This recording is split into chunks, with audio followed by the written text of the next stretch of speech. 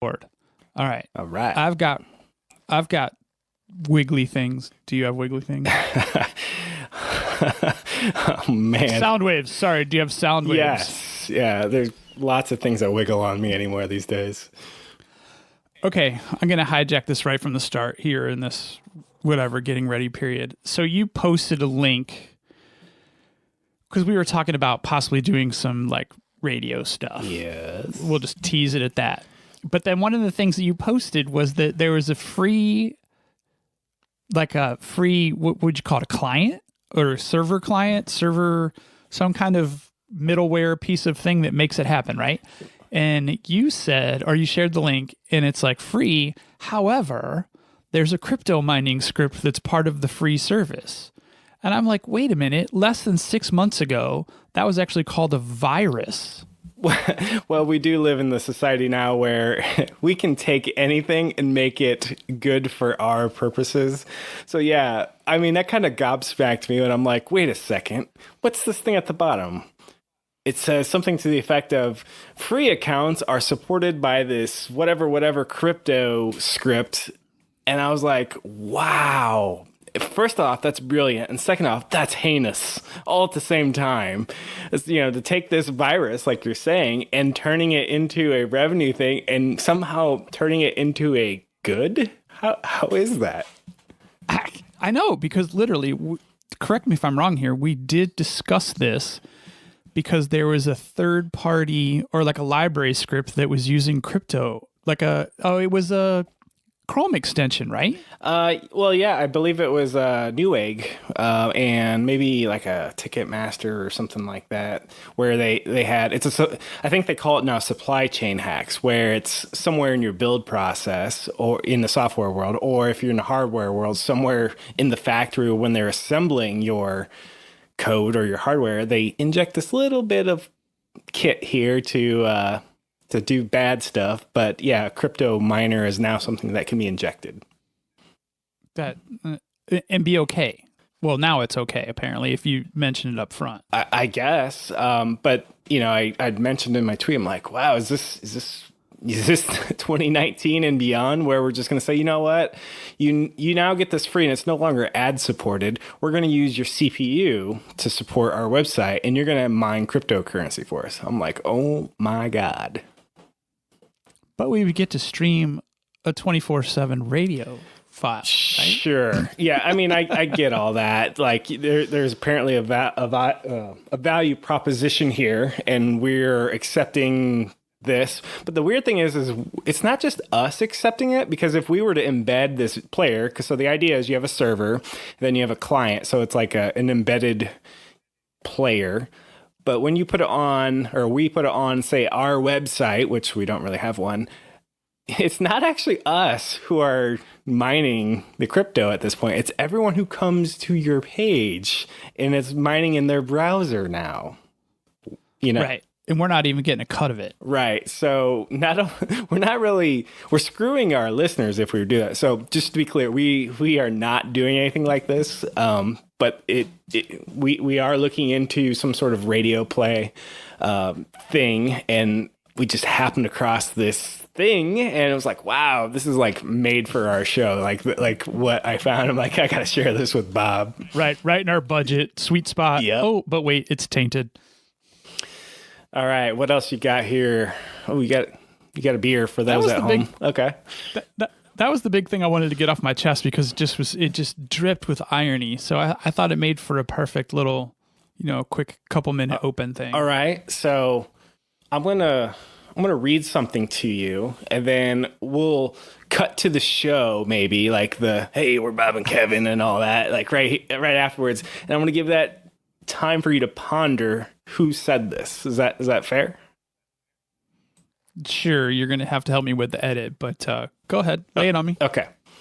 I have a foreboding of an America in my children's or grandchildren's time, when the United States is a service and information economy, when nearly all the key manufacturing industries have slipped away to other countries, when awesome technological powers are in the hands of a very few, and no one representing the public interest can even grasp the issues. when the people have lost the ability to set their own agendas or knowledgeably question those in authority. When clutching our crystals and nervously consulting our horoscopes, our critical faculties in decline, unable to distinguish between what feels good and what's true, we slide, almost without noticing, back into superstition and darkness. The dumbing down of America is most evident in the slow decay of substantive content in the enormously influential media. The 30-second sound bites, now down to 10 seconds or less, the lowest common denominator programming, credulous presentations on pseudoscience and superstition, but especially a kind of celebration of ignorance. Bob, who said that? I feel like I should know this. I feel like maybe it was Carl Sagan. Damn, you're good. Yes, was it Carl? It was yes. Carl Sagan. Can you? But it was like a long time ago, though, right? 1995. Bob, I am impressed. And just for those at home, we did not rehearse this. I am truly impressed. No, we did not. But I believe it or not, this has been something that's been interesting to me. And there has been this weird cyclical, like, the dumbing down of society and fear of what's going to happen. And it just isn't happening today. It's happened a couple other times in the not too distant past. So, and I used to be a billions and billions fan of Carl Sagan. So that was not a giant leap to figure that out. That was an excerpt from The Demon Haunted World, 1995. And how much does that feel like the 20 teens? Obviously he probably said, something else and it didn't come true. So I'm not thinking he's a great oracle. He's a great astronomer, or was a great astronomer and scientist, but it's pretty amazing that he pretty much nailed that one on the head on this one. So think about he did nail that one on the head for that time, but think about the scale and scope that he was speaking to at that moment in time, and then think about the scale and scope where we are today. Oh, yeah. Technology in 1995, we had AOL online. If you wanted to get online, I had to go to a friend's house and be like, hey, can we get online? They do the beep and boop stuff. I didn't even have internet connection until I went to college in 1996. Right. Only the swankiest of our high-end friends had the interweb. Exactly. So, you're right. This is like in the early days of the internet, and we are light years, pun definitely intended, away from 1995 in terms of technology. Anyway, billions and billions of light years. Very good. You gotta work on your Carl, but you'll get there. Yeah, billions and billions. I don't know. I don't have a Carl. Sorry. All right, so we should probably do the show thing and. All right. Let's do it. You are listening to the Bob and Kevin Show with Bob Beattybar and Kevin Gishesky. Each week we cover relevant tech and social issues related to technology. Our website is bobandkevin.show. And our episodes can be found virtually on any podcast network. Be sure to follow us on Twitter, Instagram, and Facebook. Just search for Bob and Kevin Show.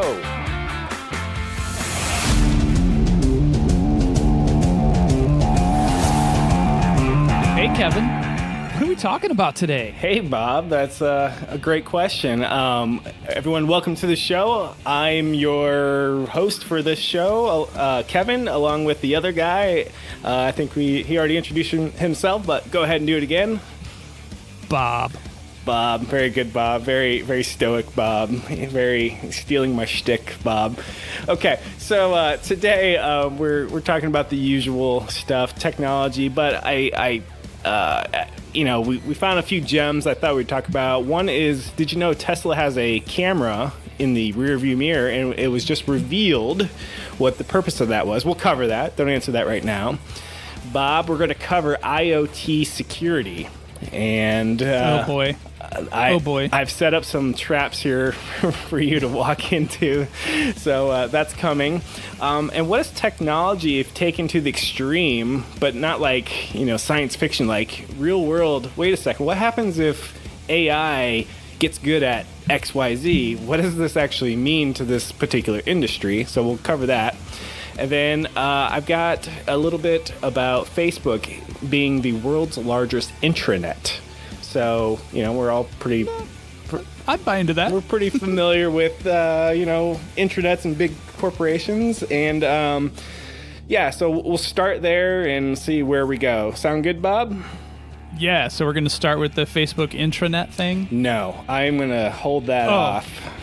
We'll end with that one. So let's start with a fun one. Okay, so we're not going backwards. We're going forward. Gotcha. Let's start with a fun one. So Elon Musk revealed on Twitter what a camera that's in the rearview mirror is for. Bob, I'm going to let you guess first. Unless you've already read up on this, then it won't be as fun. It's not fair because I do know what it's for. Enlighten us then. So apparently it was revealed that the camera is related to their creation of a fleet of like Uber-esque. I don't even know what those vehicles are called. It's just a fleet of rideshare vehicles, right? Yep. Yeah. Yep. So they're getting into that business, which kind of makes sense to me because they're also in parallel getting into the trucking business, the over the road. They have the Tesla semis. So yeah, this seems to make sense. And when I heard about it, I was kind of like, I can't believe that didn't come before the roadsters, before the actual consumer vehicles. What are your thoughts on that? Well, the way I think he kind of said it was, and what programmer hasn't thought this? Would you like to make money while you're sleeping, Bob? Always. Passive income. Who wouldn't, right? Exactly. So the idea is you can put your car into fleet mode or, think of something, and while you're sleeping, your car could be turning Uber tricks over and over and over in autopilot mode. Autonomous Uber tricks. Yes. I didn't realize that's what it was all about. So Bob, while you're sleeping, your car is like, hey, Bob, I got this. I'm going to go make us some money. And so it responds to an Uber or, a Tesla or whatever they're going to be. And the car will only operate in autopilot mode. And the camera is there to film what happened. Who got in your car, why you were gone. They can't drive it, mind you. They can't steer it. It's an autopilot only mode. Now, that being said, what do you think of that? And would you buy a Tesla if they actually can pull that off? Oh, man, that's kind of like a subsidy to your purchase. So given where I am in my financial status and how much I would love to own one of those vehicles, I think I'd probably sign up for that program if it was offered. Okay. I don't think I could trust anyone. I don't even let my kids bring sugary drinks into the car. They're only allowed water in case they spill something. So I'm that guy. But I guess that would be weird if you love your Tesla so much, but you're willing to like pimp it out in the evenings. Let drunk guy or drunk group of people get in the car with open containers and all that. And why does my car smell like Natty Light, and when you're trying to go somewhere in the next morning, or there's vomit. Or a host of other things, but at least you'd have somebody to go back to, but the damage would already be done. Your car's been impounded. It's part of a crime investigation. Oh, great. So roll the tape. I thought that was kind of interesting, but it also got me thinking, I was watching Sean Carroll. Are you familiar with Sean Carroll? It was on Joe Rogan. It was a while ago. I actually clicked on it because of black holes, so that's kind of your clue. Oh, nice. That's also pretty timely for today, too. But no, I'm not familiar with this person. So Sean Carroll is a theoretical physicist at Caltech.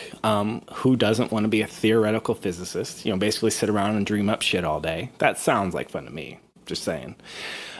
Hey, there's lots of those at Fermilab, so easy. And he brought up a good point. So this is an older podcast on Rogan, and I did bring it up because of the timely events with the black hole picture that happened today.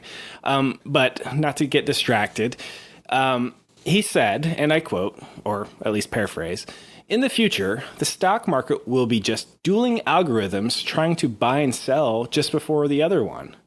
So what? Oh, I thought that was your quote. That's so funny. No, I want to give proper credit here, but it made me think, holy shit, you're right. What happens if everyone's got AI? Does nobody have an edge? Which takes me to my point of where would we be in this world without inequality? So capitalism, another word for capitalism is taking advantage of your situation over people who have a less advantaged situation. Would you agree?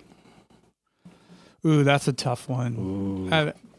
I mean, I get there's an advantage that has to be had for a capitalist venture to be successful, but is it taking advantage or earning advantage? Let me put it this way.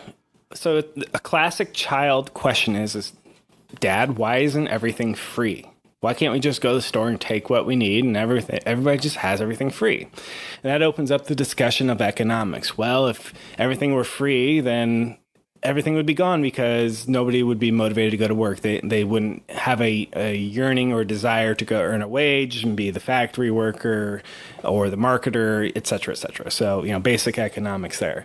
So capitalism in a way is, we're all chasing after this. Well, if I can just get to the next rung.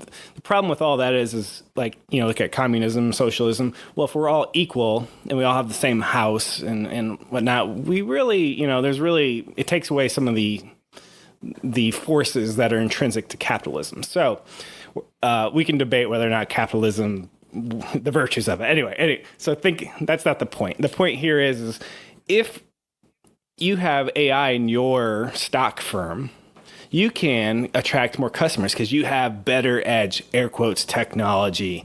Or if you work at an agency, now is probably a good time for the disclaimer, by the way. If you work at an Run it. The thoughts and opinions of Bob and Kevin Of the Bob and Kevin Show are exclusively the thoughts of Bob and Kevin and not the thoughts of their employers. past, present, and probably not future.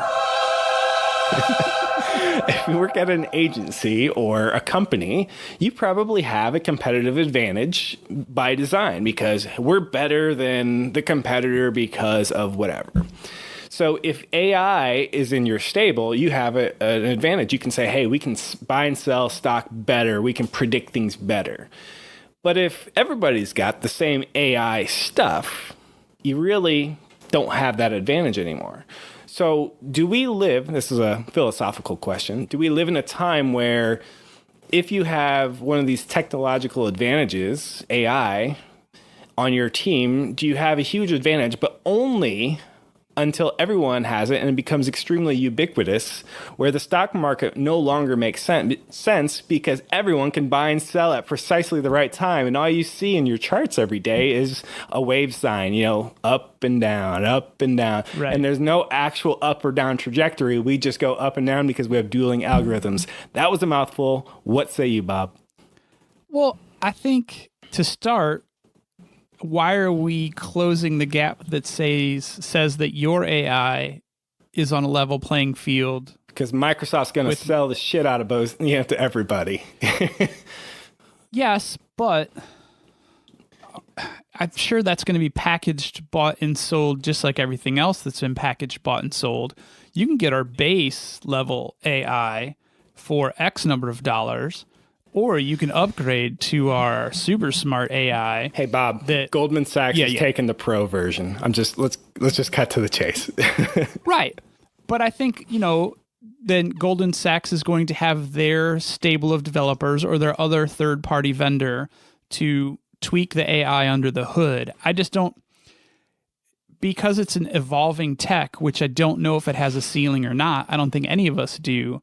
I don't know if we can get a basic level income version of AI. Like, so if everyone has the same flavor of AI and it does level the playing field, then I think we're back to, the good old days of personal, stick-to-itiveness and innovation to manipulate that AI to do the best it can in that microsecond environment. So I don't think it would negate the stock market.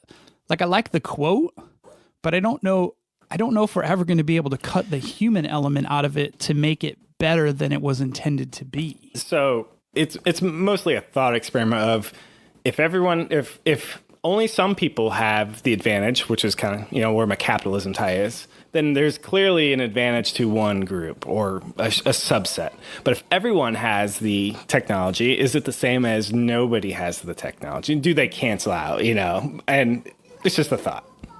So, have you ever watched the series Expanse?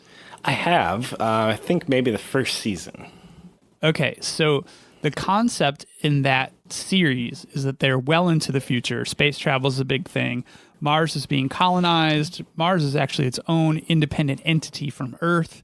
It's kind of like another country on Earth, but it's its own planet. Yep. And then there's the outer belt where services, minerals, things like that are mined to support the entire solar system. So the belt is pretty far out. So anyway, there's this technology or a weapon or an alien life form that basically becomes this AI that we're talking about. So they feel that if one of the entities, let's say Mars, has the proto-molecule, then Earth needs to have it to equalize so that it doesn't become a weapon of mass destruction, because they could mutually, annihilate each other. What's it? Mutually assured destruction, or whatever Yes. the old term from the 80s is. Yes. So then the belt decides that they want to get a hold of it, because if they don't have it and the other two do, then they will most certainly be destroyed. Well, it turns out that the protomolecule is its own thing and starts to build its own defenses against all three of them. So Suckers. So that's your AI model. So everyone's got the same AI, but maybe AI is trying to make its own game. So that's an amazing thought on that. You know what? Fuck both of you. I'm looking out for myself. That's awesome. And so what you're telling me is the AI will end up rounding the pennies off into its own account and get rich somehow. And That's right. Office Space. AI is going to be Office Space. all right. So I swear it was only supposed to be a tenth of a penny. So in Major League Baseball, they could absolutely get rid of the umpires in the strike zone, right? They don't need the home plate ump to call balls and strikes, right? We have the technology that goes, the ball was in the zone or it wasn't. So baseball has resisted it because they want the human element. They don't want it to be an exact science. So in the future, Bob, do we ban AI from certain industries to keep it fair and human? I think we'll have to venture into that world first and extract it back out. I think it's a ticking clock for baseball. I think baseball is going to go digital umpires, AI umpires for at least balls and strikes, probably within the next decade. So to be clear, like social media, you want them to call their own fouls for a little bit and see if they can handle it? Ooh. Well, they're already starting to employ those AIs, and I think what happens is that we're going to have to put a red X over that and say, nope, that didn't work. We have to go back to the human element. Right now, I think they're running a hybrid model, and the hybrid model, jury's still out. But if they switch to 100% AI, there's going to be a lot of people that are super angry. So 10 years ago, if I would have told you, if I would have flew back in time 10 years ago to myself, I would have told myself, well, this is what the future looks like.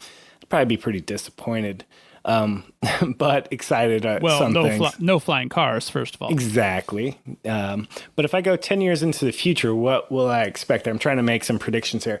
I think we'll have more machine learning AI, and I think we'll have less human intervention. So we'll tighten up these things, but I really do think that it's possible that AI and machine learning could be harmful because they're too good to certain industries. I don't know. I think 10 years from now, we're hitting the first revolution. Uh-oh. Like the first, oh shit, we've got to clench it back down. Like, I think it's going to take us 10 years for an incident to occur, or a series of incidents to occur that's bad enough to put some much tighter regulations on AI. I think that's a less within the next decade window. Past five, but before 10. In the next 10 years, we'll have more predator drone type thing, autonomous weapon sorts of things, I would think, that patrol, the border, for instance, because somebody thinks that's a fantastic idea to have a armed thing just fly up and down. So that's what I think it'll be, or we'll know about them more in 10 years. And I think in Carroll's book, The Demon Haunted World, which I'm now going to go buy, I think it's one of those, it's possible that science and technology isn't always benevolent. And the classic example is the hydrogen/nuclear bomb. Just because you can figure out how to create this energy, humans love to weaponize things. That's just, oh my gosh, Hollywood loves that. Hey, how can this, be turned into a weapon, and then our military actually does it. So anyway, just food for thought. I thought it was an interesting thing. I didn't think we would go that deep on it, but well, I think we're always going to struggle with, and I think humans have always struggled with this, even with the hydrogen bomb, with the A-bomb, that kind of stuff. It's like that peacekeeping element through mass destruction. It's like, no, really, for us to be able to have this threat perceived or real or used or not is meant to keep things level. And I think the AI, I think there's still so much that tinfoil hat time, still so much that we don't know about that's happening right now that will probably come to light in the next 5 to 10 years. And that's also going to drive the, whoa, we got to rein this shit in now. All right. So crazy prediction for you. Yeah. Here you go, Bob. So, to take it back to Tesla. So we have inequality in capitalism until everyone has it, potentially. So it levels the playing field. So right now you can pimp out your Tesla to go earn you some tricks in autopilot mode until everyone has a car that can do that. Now we're back to having a bunch of cars just sitting in the driveway because nobody needs a car anymore. So does, this technology end up saying, you know what, guys, we don't actually need millions of cars anymore. We just have the car pool, literally, and a car from somewhere will come get you and move you to where you want to go. And is that an eventuality, do you think? Oh, I think that's hot on the heels of once other companies start to develop that technology. Like, let's say it's just Tesla at the beginning. They might own that market.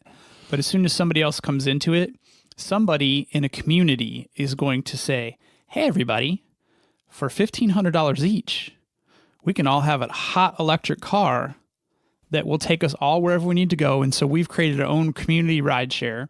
And then all of a sudden you have that exact pool where, eventually it becomes a service model where it's a loss leader and communities will invest in X number of a fleet for their own community to all be shared. So yeah, no, I think that's quickly behind that. So the pitch is guess what? You no longer need a car. You don't have to have car insurance. You don't need gas. You don't need to pay to recharge. You don't need to worry about tires. Pay into this pool. And it's kind of like the Lime bikes. You have Lime bikes in Chicago, Batavia. Okay. Yep. Basically, not in Batavia, but in the city, yeah. There could be, and you would even need to have like Lime bikes where they're kind of like, they're kind of an eyesore because they're just kind of thrown everywhere. Like up in South Bend at Notre Dame, they're just like everywhere, like thrown. But these cars could park themselves. These cars could come get you, take you wherever. Of course, then there's all the Black Mirror of let's hack one of these and then somebody gets kidnapped, because they get taken to some secret location. That's the Hollywood in me. Okay, well, anyway, that's very interesting. Like I said, I didn't think we were going to be able to tie these two together, but somehow we tied that Tesla thing to dueling algorithms. Okay, are you ready to be trapped? Always ready. Actually, these are probably pretty easy traps here. You'll see them a mile away, or at least they're probably not very well thought out ones. Iot Security. So you're familiar with IoT, right? Internet of Things. Yes. And to broadly paint the brush, an IoT device could be something as simple as an IP camera in your house. It could be an Alexa device. We would consider that an IoT device. Google Home. A Nest, a Ring, the doorbell system. There's a bunch of those sorts of things. Pretty much anything that exists on your network without direct interaction on a regular basis. Right? It's got some sort of internet access, right? So, Bob, who wrote the software for all your IoT devices? Well, actually, let's back up. You have IoT devices, right? All over the place. Okay, in your house, on your network, right? Oh yeah. Okay. So, what are the names of all the people who wrote all the firmware and software for all those? I'm getting the head shake. I have no clue. Okay, very good. What are the original manufacturers of all your devices? And I don't know, you have an Alexa, but do you have any other thing? Do you have like an IP camera or anything? Pretty much the Amazon digital assistants, because I don't want to say her name, and Ecobee for and Sonos. Yeah, I was going to say, I know you got Sonos. Yep. So I think it's pretty much those three. But then, of course, now that everyone has their Apple devices, that unless they set them up not to, they can listen on command as well. So. Yeah, I guess we could even lump in Chromecast, a Roku, an Apple TV. Those are all just internet-connected thingies. Your Amazon Fire Stick. So the question for you, Bob, is what VLAN do you have those all on? Are you familiar with VLANs? Yes. I actually do have a separate node that they all connect to. So we have our main traffic, and then we have isolated traffic just for the IoT. Now, when we say isolated traffic, so I'm a big network nerd. So you can have access points. I guess the question for you is, are you on the same subnet? Are all those things, even they could be on different access points, but same subnet? Yeah. I mean, they're actually on completely different bands. Most of the IoTs are on 2.4. Everything else is on the 5G. They do have their own access credentials to a separate node that can actually be throttled, not throttled. However, they're still going out the same. Yeah, and so they're either like private IPs of 192.168 or 10.0 dot something or 172.16 dot something. So private IPs, right? Right, but they're all still going out the same port on the right, same gateway, right? So since you don't have VLANs, imagine if you bought, we'll just pick something, a Chinese IP camera. I have a group of these. And Huawei. So it does its thing and does it really well. But the problem is that all it does? So the question, if I ask myself, Kevin, who wrote the software for that? I don't know. That's not good. But is that realistic to know who wrote that software? Of course it's not. You're just going to trust whatever you buy. Hell no. But the scary part is it's now on the inside of my network, right? So I've actively purchased something, walked it into my home, placed it on the internal network of my home, given it an internal IP, and since it's on the same subnet, it has access to every device in my house, including my personal computer, my desktop computer, my Ring doorbell, my Alexa devices, right? So what's the chances, do you think, Bob, that somebody put in a back door easily enough to be able to phone home and say, hey, I'm on this network, and since I'm on the inside and I can talk to all my network buddies here, here's some information I found out, and I'm just going to forward it out on port 443 encrypted, so you don't even know, it's SSL port. You don't even know, and it looks like normal traffic going out. Does that bother you at all, Bob? Wow. That's not the question I thought you were going to ask. Well, I thought you were going to ask, do I care? That's the follow-up. So I think there was a question about backdoor. I would totally expect there to be a backdoor. Does it bother me that it's sharing? I guess if I expect that it's doing all that crap, then no, it doesn't bother me. It should. I know it should. Showing my true colors again. But so in hacking terms, this is known as a pivot. So something's on the network. It's by design already, what's the word I'm looking for? Compromised, right? Because Chinese company X designed it to be compromised because you bought a camera. It's a piece of hardware. There's nothing you can it's not like we're looking at source code here. This is, something you bought that's got firmware on it. It's now in your home, but this thing does simple port detection. Oh, look, there's a Windows machine on this network. Hey, look at there. I know how to exploit that particular version because of reasons. So let me get reasons. Yeah, because of vulnerability, insert reason. Published Exactly. reasons. So now I can get into your laptop, Bob, and now I can possibly install ransomware on your laptop without you Just don't look in my important tax documents folder. The folder says, do not look in this folder. Spoiler alert, there are no tax documents in that folder. Nice. So we go through a lot of troubles securing our Windows machines, our Apple Macintosh, because we want to think that Microsoft, Apple, even Android, even though they don't try very hard, are doing the right thing, right? But then we just kind of go, fuck it. Let me buy this camera that's on a lightning deal on Amazon. Now I added security to my house, but actually hurt your security of your home network.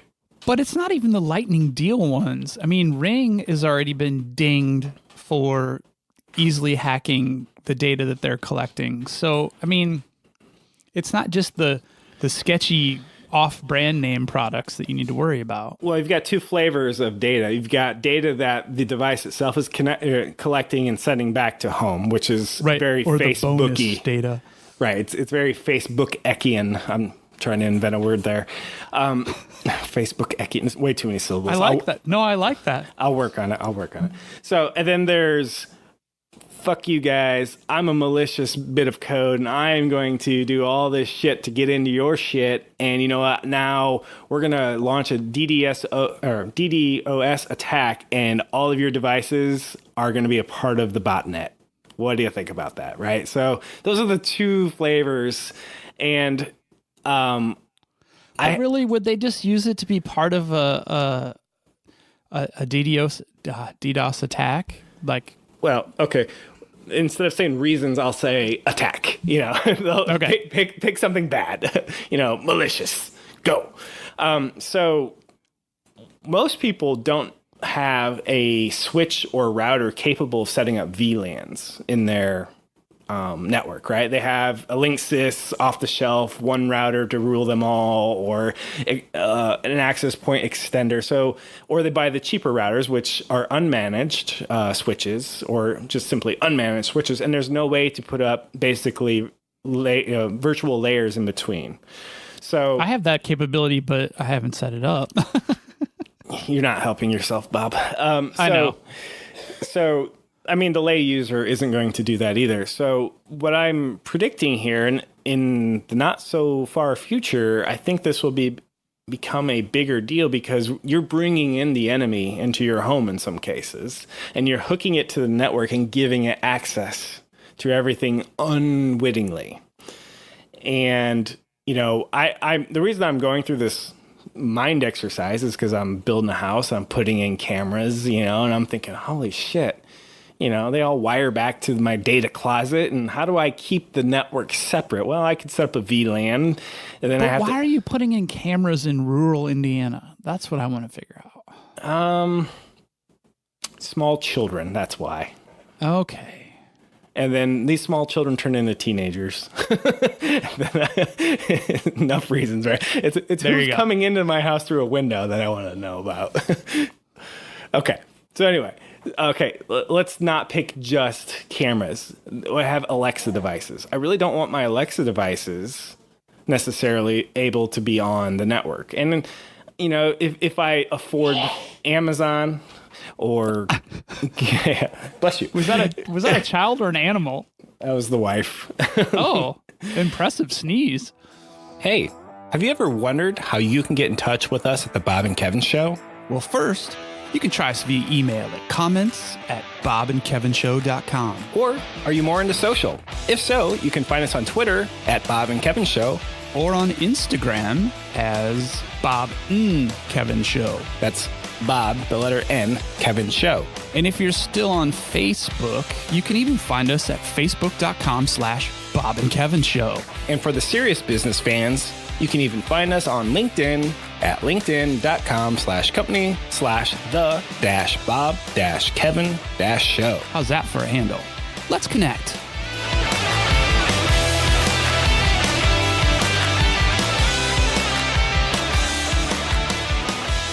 So, let's assume Google, Microsoft, Amazon, Apple, they're all doing the right thing. They're what I'm not worried about. But I buy some IoT device because we're not going to have less IoT devices in the future. We're going to have more. We're going to have the smart light bulb thing. You're going to have the smart switch thing. You're going to have the smart insert thing here, right? It's the Internet of Shit. You ever follow that handle on Twitter?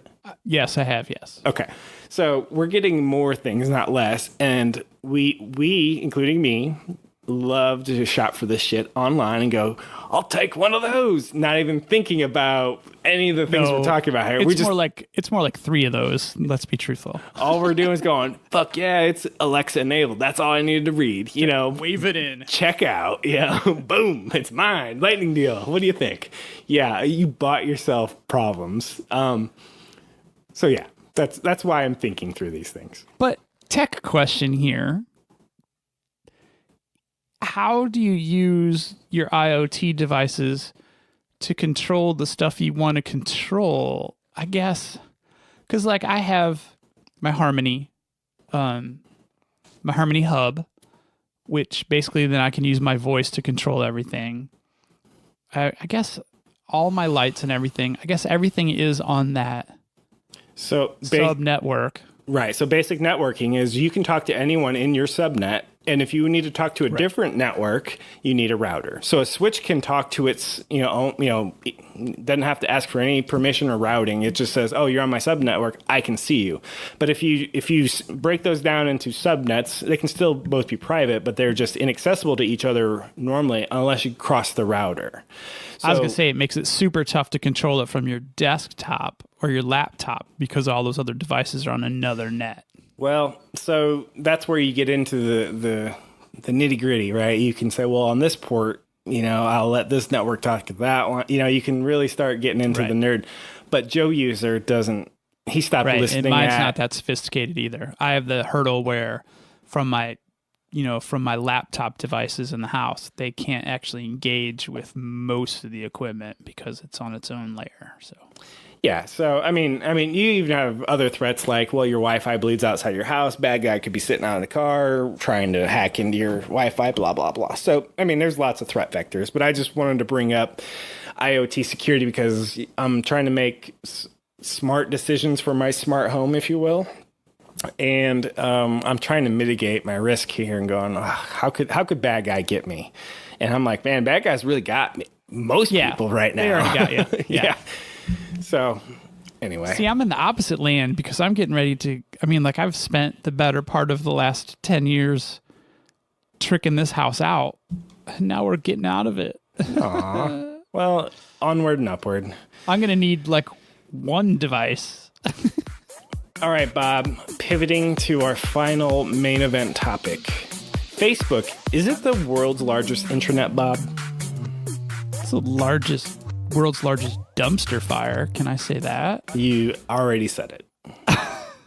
Intranet.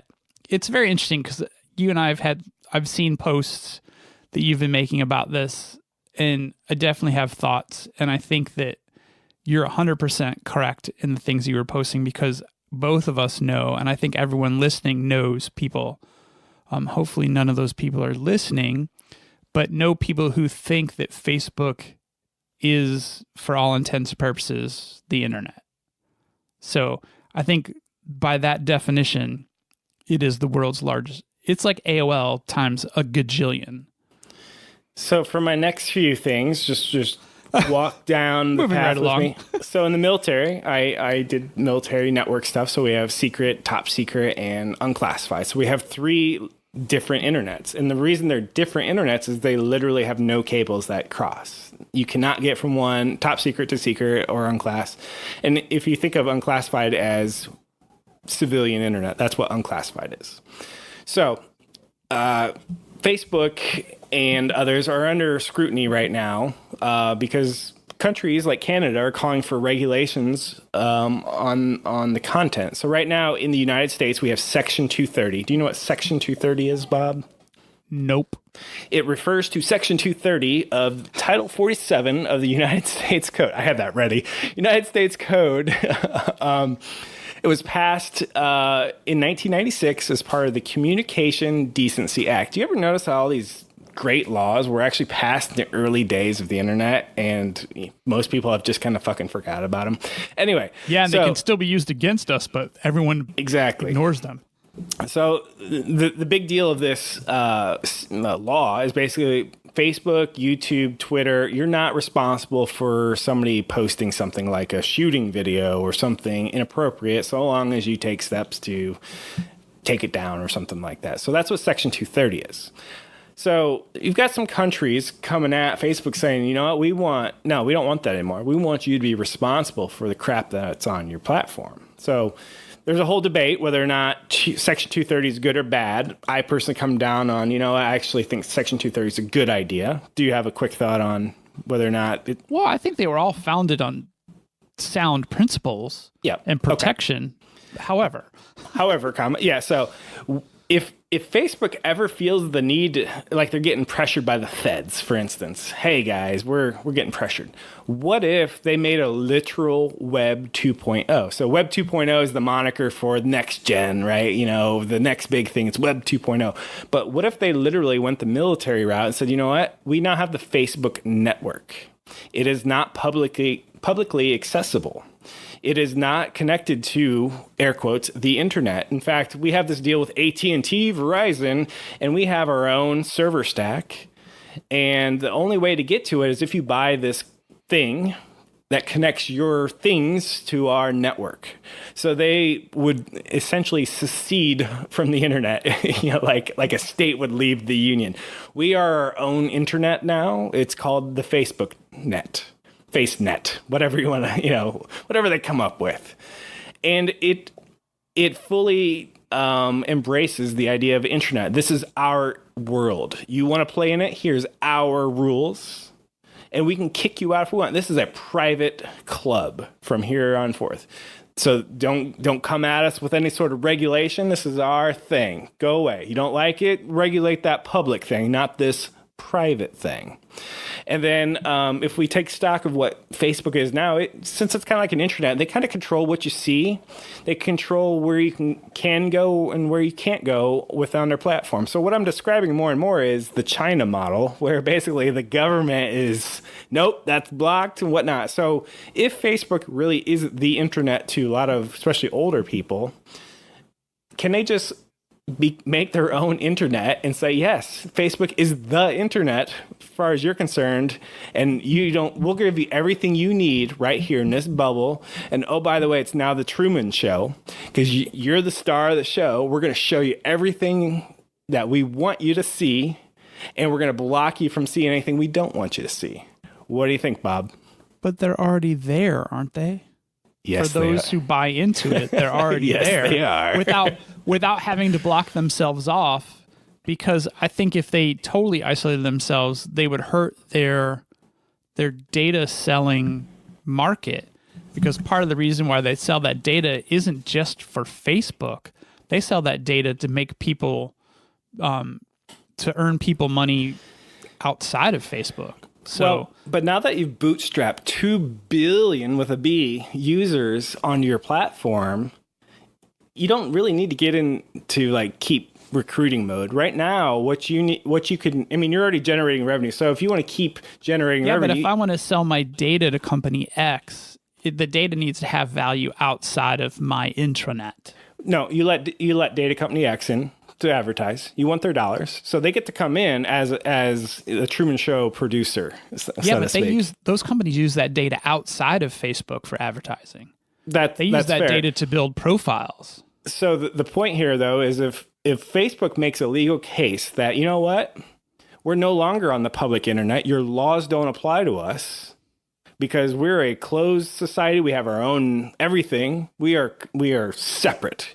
in users, hardware, backbone, because now we have a gajillion dollars we can invest everywhere, and we are no longer the public internet. We currently, to my knowledge, have no law that says you can't create your own internet and have your own rules. Why do I say that? Bob, it's called the intranet, and there's a shit ton of them all across this world. When's the last time the government came and said, hey, Company X, let me see your user list. What are you showing them? That doesn't happen. Might have been with some of those pirate networks. Maybe Enron or something. But Pirate Bay. I think they asked for Pirate Bay users or something like that. But I get what you're going for. But I think Facebook's got the best of both worlds. They don't have to block themselves off. And there's probably not all of those 2 billion, but there might be over 1 billion who thinks that is the internet.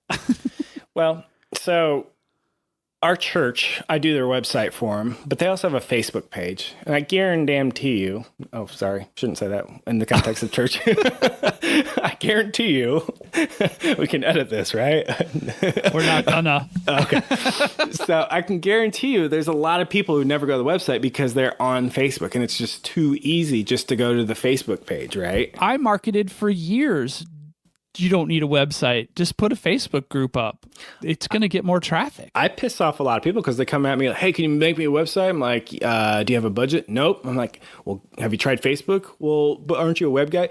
Yeah, but just go to Facebook. Fail there before you come to me because I'm going to charge you some money. And you might not fail there because you do have a captive audience and you have tooling right at your fingertips. Yeah.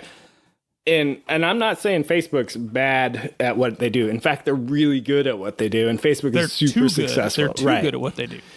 So, would you agree that the internet put newspapers and print generally out of business? 100%. So Facebook is looking to pay local news companies like your television and your newspaper, Batavia or Columbia City, or probably Fort Wayne. They pay them for content to license their content to put on Facebook, because Facebook says, well, our users want more news and quality news, and we just can't find it, or at least anyone willing to let us put it on our platform. So Facebook's looking to put the local news now on Facebook and show it to you. But to me, that's yet another nail in the coffin of why does somebody need something other than Facebook at a certain point, right? But that's also weird, and I'm having a hard time following the logic stream on that one, because in my local bubble, my local reporters always post the local paper news on Facebook and drive them to the newspaper website or the newspaper Facebook page. So I feel like that's already happening with or without Facebook's blessing, gateway. I don't know I don't understand what Mark's trying to do here. So the reason I found that Carl Sagan quote so compelling is one of those sentences was, no one representing the public interest can even grasp the issues. The last time I watched the senators or Congress folks ask questions, I think they have no idea what's going on. So I think this is only going to get worse, because Carl Sagan was correct. I don't think the people who are supposed to be protecting us through laws exist anymore. I really do give a lot of credit to Web 1.0 lawmakers, because I've been through a cyber law class, and most of all these court cases were all late 90s, early 2000s, your Napsters and your indecency onlines and things like that. But they had no idea what was coming. Well, it's 25 years later. They're all either dead or about to die, because that was a long time ago, and people who are senators and Congress people aren't young whippersnappers like you and I. Not most of them, that's for damn sure. And so when companies like Facebook get such a hold like they do, and nobody overseeing this has a fucking clue, it bothers me. And that's why I tweet storm a lot of this shit, because I'm like trying to be like an early warning person, even though I'm late to the party. I'm like, come on, guys, there's a problem here. Who's looking to do anything here. What do you think? Do you think it's a total dog and pony show that someone like a Mark Zuckerberg says, Congress, Senate, I need you to help me govern this thing. And he knows they don't know shit about what's going on. It's 100% a dog and pony show because you're right. He knows he must listen to the Bob and Kevin show. We're probably giving him all the information he needs because you're right. He knows a bunch of idiots in Washington, D.C. have no idea. And even if they do, we now have enough money to make them look the other way, do we not?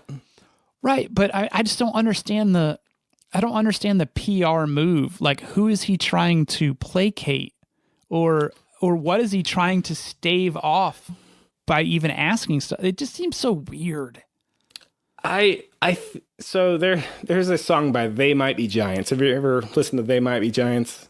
Oh, Birdhouse in Your Soul. Not that song, but I love it. Good one. There's a song called Anna Eng. Have you ever heard that song? Ooh, I might not know it by the name, but I might know it by the lyrics. One of the quotes of the song was... Why don't you hum me a few bars? Well, I won't. I'll save you and the audience. But one of the quotes in this, or one of the lines in the song is, I don't want the world, I just want your half. So I think Zuckerberg, at this point it is, how much can I consume the entire market? How far can we take this? Because this is why I could never be a Mark Zuckerberg. At some point I go, guys, we did it. We did good. We beat the football team 100 points to nothing. We dominated. And then I might have some regret and go, you know what? How can we give back? How can we make things right? Because we did kind of fuck people along the way here, And I look at Microsoft kind of that way. Microsoft kind of fucked everyone, It's like, wow, they rose, shot up, and late 80s, early 90s, or all through the 90s, and maybe even early 2000s. Microsoft was just eating our lunch, and now new Microsoft is kind of like, open source. What the fuck? What do you? What? They figured out they can get more progress. And actually, at the end of the day, get more revenue by opening up certain things, but still have to, you still have to house it. So that's a pay. But I mean, it is less evil. But I do like the way that they seem to be rebalancing the scale. So I guess I'm holding out hope that Zuckerberg will have this mea culpa and like inner reflection one day. Very Gavin Belson goes to Tibet or Nepal, and just fucking smokes a lot of weed and comes back and be like, you know what, guys, I am an asshole. This is wrong. But yeah, I think Gavin Belson is just going to be left for Silicon Valley in fiction. So anyway, that's my hope. He still turned out to be a dick though. So. Yeah, I mean, he's a really good dick. Whoever plays that guy is it's very good casting and writing on that show. What was the piece of hardware? And then the logo was it looked like a dick. The signature, Gavin Belson's signature. Yes. The box or whatever. The signature box, the box 2.0. All right, do you have any more? No, it was 3.0. So we got our beating up of Facebook in. Is there anything else we need to beat them with? I've got one last thing. I just feel bad letting some of the other guys off the hook, but we can stay on Mark. What's your last thing? So since we talked Silicon Valley, HBO, do you know what happens on Sunday, Bob?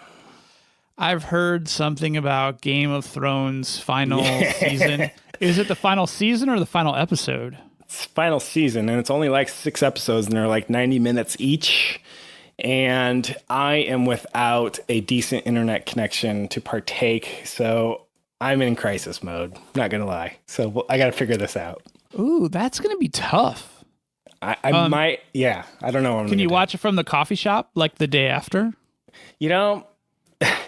Game of Thrones is an interesting one. It's one of those. Hey, honey, you should check out this series. It's really good. And she sits down and it's nothing but girl on girl action for like the next 5 minutes. And then she gets up and I'm like, I guess that's not optimal coffee shop viewing. I'm going to go with it's not safe for coffee shop content. Yes. So. When you're a remote worker, you don't have to worry about the NSFW. It's NSF. CS coffee shop. Yeah, whatever that acronym is. So Not that's safe for coffee shop. that's the crisis I'm in. Will you be tuning in? I'm assuming so. I actually am not a Game of Thrones follower. I know that is crazy. I might watch it eventually. My middle child has watched it since the beginning, but yeah, no, I haven't really gotten into it. You're more of a Westworld guy then? More of a Westworld. I've been really kind of scanning for stuff that wasn't really in the main, the pay TV main realm. I'm still a Walking Dead guy, so. Oh. Yeah, now you're actually insulting me. Walking Dead, it's the same thing. Run around, die, or somebody dies, you got zombies. Hey, let's eat peanut butter to live. And then now we have like token human bad guy for the rest of the season who's like a cannibal. Suddenly, like, what? It's a cannibal. What's going on here? Then that's more that's the new thing. It's new bad guy. Every time it's a new bad guy, but it's human. So, all right. I know. We have one more order of business, and it's... we got to bring the, medieval Game of Thrones, post-apocalyptic Walking Dead lightning.